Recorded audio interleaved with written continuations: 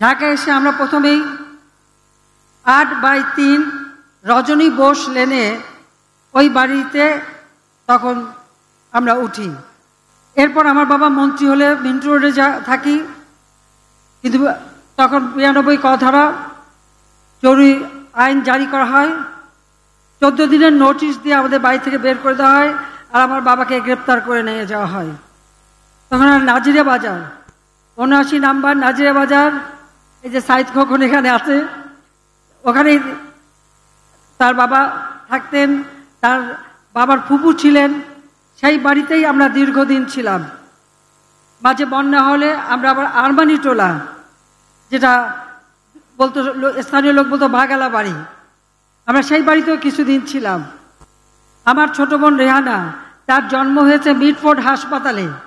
সে কিন্তু সম্পূর্ণ এই পুরন ঢাকার মানুষ, এই মিটফোর্ড হাসপাতালেই তার জন্ম, যদিও রাসেলের জন্ম ঢাকায়, কিন্তু ধানমন্ডিতে।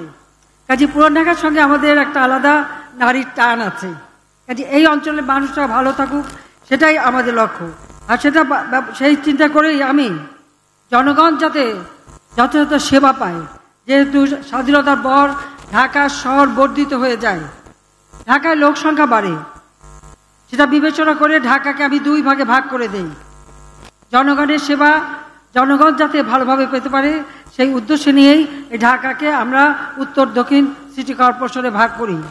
যে কটা ইউনিয়ন ছিল, সেই ইউনিয়নগুলিও এখন সিটি কর্পোরেশনের আওতায় নিয়ে আসা হয়েছে, এবং সেগুলি উন্নয়নেরও ব্যবস্থা আমরা নিয়েছি, বিভিন্ন প্রকল্প বাস্তবায়ন করা হচ্ছে।